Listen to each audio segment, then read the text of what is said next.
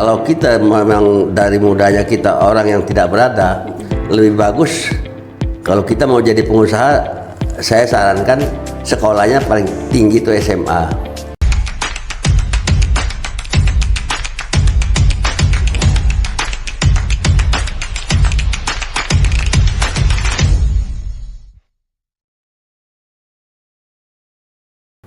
Assalamualaikum warahmatullahi wabarakatuh. Jumpa lagi di podcast kita, di podcast Majelis Ulama Indonesia. Pada kesempatan kali ini kita akan berdiskusi dan mendengarkan sharing session dari Pak Hifni ya. Beliau adalah Bendahara Umum Majelis Ulama Indonesia Provinsi Kalimantan Timur. Dan kita akan mengkaji dan melihat perjalanan beliau dari buku beliau ini, yang mana akan menjelaskan bagaimana sih perjalanan beliau dalam merajut impian ya di tepi Sungai Mumus, Karang Mumus ya. Baik, mungkin kita langsung saja berdiskusi dengan beliau, melihat bagaimana perjuangan beliau untuk bisa bangkit, bahkan sekarang menjadi seorang pengusaha yang sukses di Kalimantan Timur. Baik, kita sapa beliau. Assalamualaikum Pak Yai. Waalaikumsalam warahmatullahi wabarakatuh. Alhamdulillah. Bagaimana kabarnya Pak Yai? Alhamdulillah sehat. Alhamdulillah. Wah Pak Yai, saya baru beberapa hari yang lalu membaca buku karangan Bapak yang Masya Allah saya termotivasi banget dalam isi-isinya seputar perjuangan Bapak yang awalnya menjadi jadi karyawan di speedboat ya Pak ya, dari Karang Mumus ke Bontang, bahkan keluar dari Bontang Sangatta Berau gitu ya. Dan perjalanan yang saya lihat ini sangat-sangat luar biasa karena mengkaji dari sesuatu yang bawah, bukan bahasanya disponsorin dari orang tua, tapi mencari sponsor sendiri. Dan kalau kita melihat dari itu Pak, apalagi anak-anak muda sekarang ini kan kebanyakan mereka, karena mereka bukan lahir dari keluarga yang mapan, mereka selalu berdalih, ya kan keluarga saya juga nggak orang kaya, ngapain saya jadi orang kaya, kayak gitu. Nah, mungkin kita akan mendengar sekilas perjalanan dari Bapak. Sebenarnya anak muda sekarang itu kalau saya lihat itu mereka maunya instan. Kalau memang kita benar-benar mau hidup yang di akhirnya kita jadi orang istilahnya hidupnya layak, itu kalau kita memang dari mudanya kita orang yang tidak berada, lebih bagus kalau kita mau jadi pengusaha, saya sarankan sekolahnya paling tinggi itu SMA. Jangan sampai universitas segala macam dulu kalau mau jadi pengusaha. Tapi kalau mau jadi pegawai negeri ya ada masalah. Karena apa? Setelah SMA itu baru umur 18, itu yang istilahnya emosional kita untuk kita mencari pengalaman, mencari apa. Di situ di usia 18 sampai 25 itu yang kita istilahnya enggak tahu malu. Tapi kalau sudah kita tamat sarjana, itu sudah gengsinya sudah mulai ya itu. Jadi untuk pengalaman kerja itu di usia 18-19 itu yang paling bagus. Dan jangan sekali kita itu kalau mau kerja tanya gaji dulu. Yang penting kerja, kita tunjukin bahwa kita itu mau kerja. Modal utama itu disiplin. Jujur. Baru yang paling jangan lupakan kita bakti kepada orang tua. Berwalidain. Ya, itu yang paling penting. Jadi pengalaman saya, terus terang saya sempat kuliah 1 tahun di Tarbiyah. Jadi kalau Anda kata dilihat dari sekolah dan pekerjaan itu sudah 180 derajat beda. Karena Pak, saya tamatan PGA ya Pak ya? PGA itu pendidikan guru agama. Mestinya saya jadi guru agama, bukan jadi pengusaha. Masya Allah. Nah, jadi saya kerja serabutan, ikut kerja. Yang saya manfaat yang paling besar saya kerja itu karena 11 tahun dari tahun 70 sampai 81 saya kerja di perusahaan Jepang. Iya, yang baru dibuka di Iya, Samarinda. jadi di Samarinda di Bontang sama 5 tahun, habis itu ke Belayan 6 tahun. Nah, itu pengalaman yang paling yang saya rasakan untuk hidup selanjutnya itu di situ. Karena kita disiplinnya paling bagus.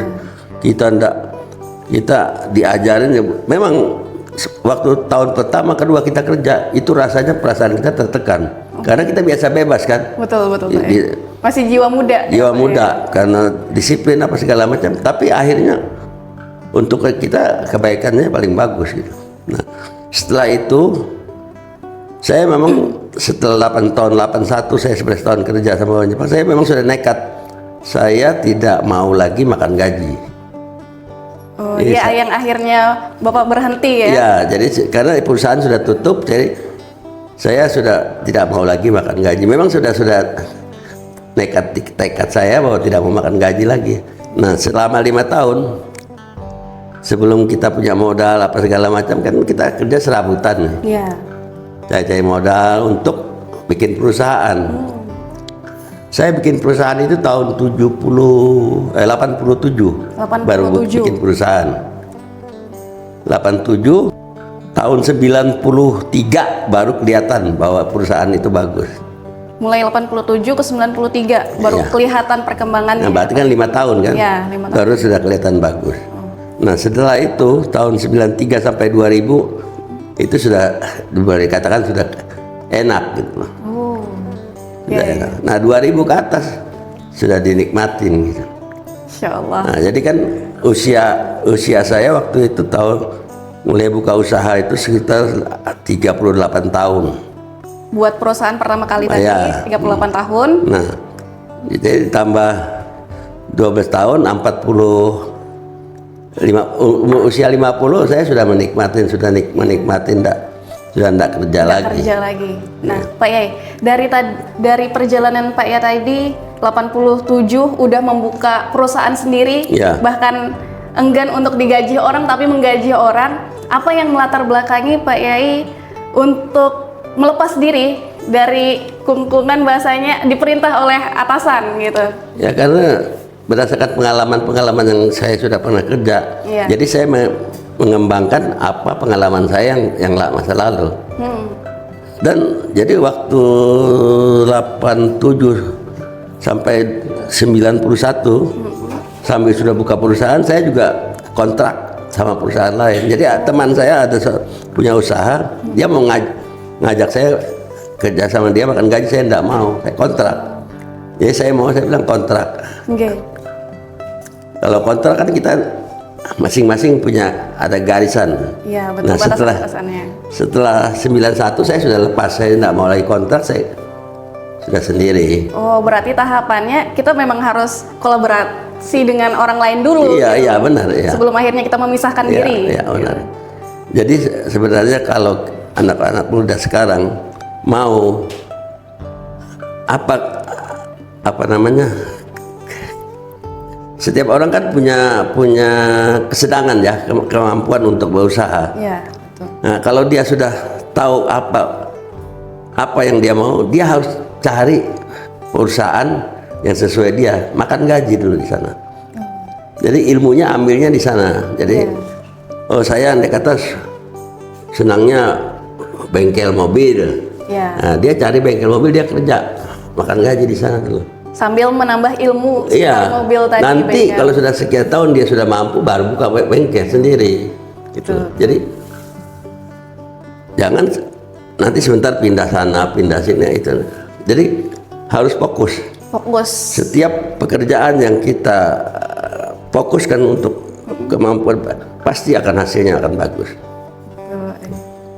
Berarti kita harus fokus dengan tujuan tadi. Kalau tadi kita ingin bisa buka sebuah toko atau bengkel mobil, ya kita harus menjadi karyawan di bengkel itu. Bengkel dulu, jadi berapa tahun ya, nanti baru kita buka sendiri. Nah, itu. Berarti itu langkah-langkah yang Pak Yai lakukan bertahun-tahun ya Pak Yai? Iya. Sebelum akhirnya sekarang bahasanya tinggal duduk di rumah, duitnya ngalir gitu ya. Ya memang harus begitu. Tapi kan sekarang kan anak muda sekarang kan kebanyakan itu instan. Jadi maunya, apalagi kalau sudah sarjana. ngelamar, tanya dulu gaji berapa. Iya, betul. Kebanyakannya seperti itu, Pak. Orang nggak tahu kemampuan kita apa. Nah, pengalaman saya terus terang aja. Saya kerja di perusahaan Jepang 11 tahun. Saya tidak pernah minta gaji, minta naikkan gaji, tidak pernah. 11 tahun. 11 tahun ya. Gaji saya naik sendiri. Melihat potensi daripada Pak Yai. Dan jabatan saya juga naik sendiri. Pengalaman saya dari istilahnya kerja kita dari nol. Habis itu kita disuruh kerja ini kita mampu. Disuruh pindah di sini kita coba mampu. Perusahaan terus kenapa kita disiplin? Pertama disiplin, kita jujur. Bertanggung jawab tadi. Iya, bertanggung jawab. Perusahaan itu kalau perusahaan asing itu dulu enggak tanya kamu ijazah kamu apa, enggak. Yang penting kerja, tenaga, ya kan? Proyek mereka selesai, siap gaji. Jadi pengalaman saya kerja di asing itu dari nol, terakhir jabatan saya itu asisten manajer, orang kedua dari asing. Jadi orang pertama Indonesia, tapi orang kedua dari orang asing. Oh, berarti jadi tangan kanan orang asing ya Pak di Indonesia. Jadi karena sudah sampai sekian itu pengalaman itu, jadi saya sudah semua saya pernah jalani. Pengalaman itulah yang modal saya untuk buka usaha. Terus saya juga melihat Pak Yai dari buku Pak Yai ini, Pak Yai bahasanya yang awalnya tadi fokus di speedboat yang antar kayu dari Bontang ke Samarinda, tapi akhirnya Pak Yai memutuskan untuk saya nggak mau lagi di bidang itu.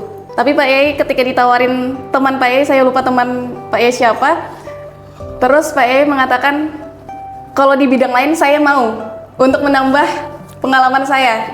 Oh iya, benar. Itu pertama saya kerja kan motoris bawa speedboat 5 tahun. Nah, setelah itu kita pindah tempat, buka perusahaan baru. Bos saya tanya, kamu mau di mana? Saya mau masih tetap situ. Saya bilang enggak. Saya mau yang saya belum pernah kerja. Ya, pengawas. Ya, jadi langsung dia, kalau gitu kamu di camp kerja ini dulu. Habis dia tahu ini mampu kita, kamu sana. Jadi kalau orang asing cuti, gantinya saya. Oh, langsung. Iya, dulu masih orang Malaysia, orang Singapura yang kerja, bukan orang kita sedikit masih. Jadi zamannya itu. Jadi kalau mereka mandornya cuti, saya gantinya. Oh, Masya Allah. Jadi dikasih kepercayaan. Ya, sebenarnya sama kita hidup ini ya itulah. Kejujuran itu nomor satu. Kalau ilmu itu di pengalaman kita masih dapat. Asal kita jujur, orang pasti akan memberikan ilmu mereka kepada kita. Iya, betul. Menjawab tadi pertanyaan seputar bagaimana ketika anak muda saat ini bekerja dan dalam artian tadi memilah dan memilih pekerjaan yang baik untuk mereka, seperti yang tadi dari pengalaman Pak Yai. Ya sebenarnya pekerjaan semuanya baik ya, tinggal mereka itu hobinya apa yang dia senangin. Jadi jangan sekarang jangan melihat sekolahnya dulu, karena kadang-kadang kita sekolah juga S1-nya di hukum, kerjanya di bank. Nggak nyambung juga kan. Jadi kalau andai kata memang mau jadi pengusaha muda, kita masih belum, orang tua kita istilahnya orang pas-pasan, SMA berhenti kerja. Berhenti bekerja. Tapi kalau orang tua kita mampu itu lain cerita. Iya. Paling banyak kan kalau anak kita mampu, kita nurusin sekolah, ya belakang butut-bututnya kan nurusin usaha orang tua. Iya. Ya kan? Melanjutkan. Beda kalau kita merintis dari awal tadi. Nah, beda dengan merintis dari awal. Kalau kita merintis dari awal kan kita benar-benar mencoba sesuatu yang baru. Ya harus fokus dan siap susah. Siap susah karena untuk berusaha sendiri itu dalam 1-2 tahun itu jauh lebih susah daripada kita makan gaji. Kalau dari sepengalaman Pak Yai, dari awal mula membuat sebuah perusahaan, sebagai pemula juga ya Pak Iya. ya, dan sampai akhirnya seperti sekarang bagaimana Pak ya? Nah itu dia. Jadi kalau kita sudah tekad kita itu, kita harus siap susah. Kalau kita makan gaji kan kita sudah tahu gaji kita sebulannya naik kata 2 juta. Iya. Sudah tahu kan? Iya. Nah, kita bisa mengukur kehidupan kita. Tapi kalau jadi pengusaha belum tentu kita dapat 2 juta, mungkin 1 juta. Tapi mungkin juga 5 juta. Iya. Ya kan? Nah, jadi disitulah apa namanya Mentalnya dilatih. seni hidup yang kita rasakan gitu loh. Betul. Jadi tapi kalau sudah itu berjalan, kita sudah bisa menikmatin. Ya saya terus terang aja, waktu buka usaha itu benar-benar istilahnya kerjanya 14 jam, bukan 7 jam. 14 jam Iya. sehari. Iya, 14 jam. Oh. Jadi apa yang kita bisa manfaatin itu, tapi begitu kita sudah di level sudah kita bisa menikmatin, ya tinggal tergantung kita aja kerjaannya, kan bukan kita lagi yang kerja. Iya betul, udah banyak anak buahnya. Istilahnya orang itu kalau uang cari uang itu kita sudah bisa nikmatin, tapi kalau tenaga cari uang itu sampai kapanpun enggak. Nah sama kayak terus terang aja, kalau kita andai kata jadi pegawai negeri, Iya, itu kan kita jual tenaga. betul. Jangan kita berpikir kita jadi orang kaya. Nggak bakal Salah. kaya. Kalau jadi pegawai negeri mau jadi orang kaya itu salah pasti. Kalau mau jadi orang kaya jadilah pedagang, pengusaha. Jadi pedagang. Nah itu, ini kebanyakan kita maklum itu terang aja, saya dari pertama usaha sampai sekarang tidak pernah ambil proyek pemerintah. Alasannya kenapa Pak ya? Ya susah kita ngomong. Iya. Kita ini kan dari muda sekolah agama. Iya. Jadi istilahnya pondasinya sudah ada, walaupun tidak kuat-kuat banyak, sudah ada, Iya. ya kan? Jadi istilahnya kalau lihat yang kurang enak itu kan mata kita sudah Iya. minimal kita sudah ada mau lihat lah gitu lah, istilahnya. Oke. Itu makanya jadi saya kerja sama perusahaan asing. Perusahaan asing tadi Pak. Iya, jadi di total apa segala itu asing kan, itu lebih fair. Kalau mereka bilang A ya A, tidak ada B. Nggak ada tawar-menawar Nggak lagi. ada. Jadi enak kita tuh, ya kita disiplinnya kita juga bagus dan benar-benar kualitas kita jaga. Kualitas kerjaan kita ya di bawahnya segini ya ini kita. Nah, Nggak ada penawar-menawar. kalau tadi bahasanya Pak Yai lebih cocok berkolaborasi dengan negara luar ketimbang di Indonesia ya, yang seperti yang kita ketahui gitu. Nah, kalau dari Pak Yai sendiri dari pengalaman, cara kita untuk bisa berkolaborasi dengan orang luar itu bagaimana Pak Yai? Karena kan kalau selama ini anak muda itu selalu berdalih ya susah kita kerja sama orang luar, kita di dalam negeri aja udah susah kayak gitu, apalagi keluar kayak gitu. Gimana Pak Yai? Karena kan kalau dulu kan banyak perusahaan asing di Indonesia. Ya, kayak Jepang tadi ya. Jadi orang Jepang apa Amerika atau orang Perancis apa segala macam. Ya. Itu sistem mereka itu kalau sudah bicara A ya A, tidak ada B. Ya. Yang di kita ini yang paling susah, terus terang aja, saya bukan apa-apa. Semua pengusaha di pemerintahan itu susah. Nggak ada enaknya. Ya. Cuma karena terpaksa aja mereka punya CP tapi modalnya nggak ada, ya kan susah. Berarti harus siap tadi modal, keberanian, bertanggung jawab, Iya. fokus Iya. gitu ya. Ketika kita ingin menjadi seorang pengusaha, yang tadi jenjang pendidikan itu tidak terlalu diperhitungkan. Iya, benar. Itu menjadi bonus kita untuk menuju suatu fokus kita, impian kita.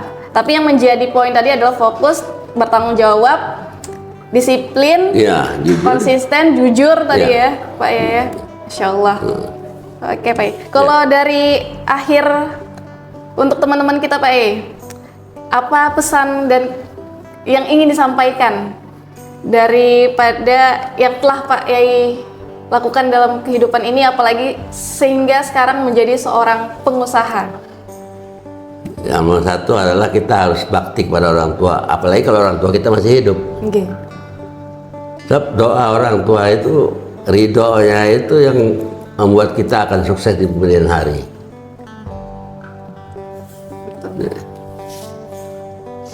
Selain itu Pak apakah ada lagi Tapi yang menjadi? Selain itu kita bergaul boleh kepada semua orang. Cuma kita mengambil apa yang terbaik dari mereka. Jadi yang kita bergaul semua orang boleh. Ya, Yang baik kita ambil, yang kurang baik kita jangan ambil. jangan ambil ya. Tapi jangan sekali kita bergaul cuma sekelompok saja, jangan. Semua kita boleh. Orang pedagang, pengusaha, orang pegawai negeri, orang apa yang kita tahu juga orang ini kurang bagus, kita bergaul boleh. Ya. Tapi kita tahu, oh ini kurang baik, tetap kita hormat sama mereka, jangan kita. Ya. Kalau bahasa sekarang itu ada self boundaries, Ya. ada batasan-batasan.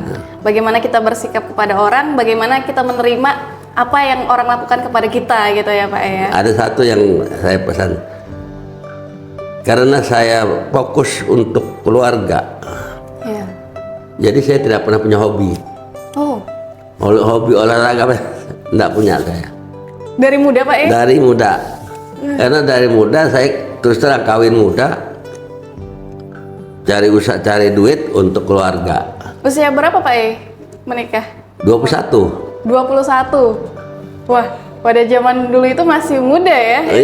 Iya benar. Untuk golongan laki-laki menikah di usia Ya, teman-teman saya masih belum menikah. Teman saya aja kalau menikah dia tanya deh, wah kok muda betul. Ya karena itulah kita benar-benar usaha untuk bagaimana menghidupi orang rumah tangga, apa segala macam.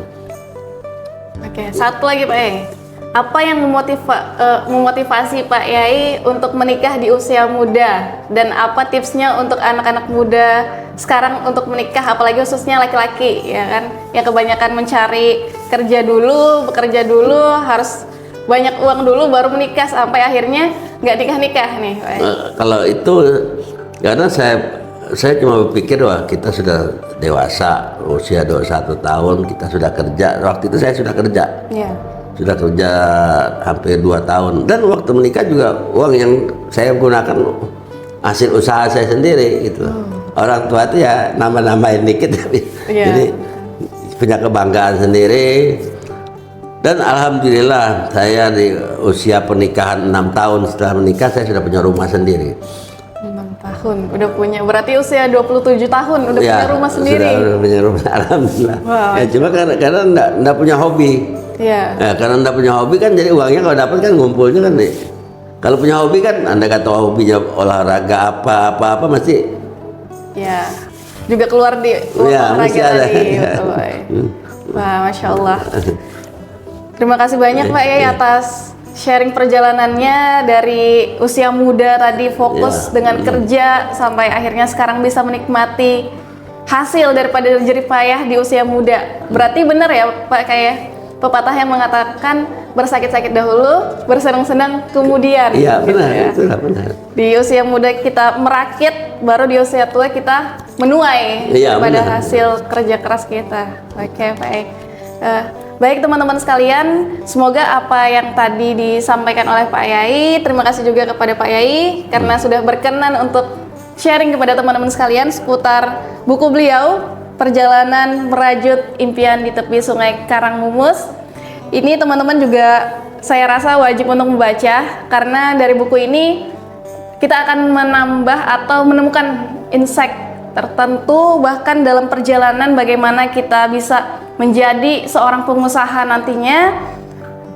Dan itu memang perlu dilatih di usia muda, bukan hanya ketika kita nanti usia 30 baru kita memulai, tapi di usia muda. Namun lagi dan lagi tidak ada kata terlambat untuk memulainya, apalagi untuk menjadi seorang pengusaha ya, Iya, benar. Baik teman-teman sekalian, bersama MWKL Team menguatkan akidah, menebar hikmah, merajut ukhuwah. Wassalamualaikum warahmatullahi wabarakatuh. Waalaikumsalam warahmatullahi.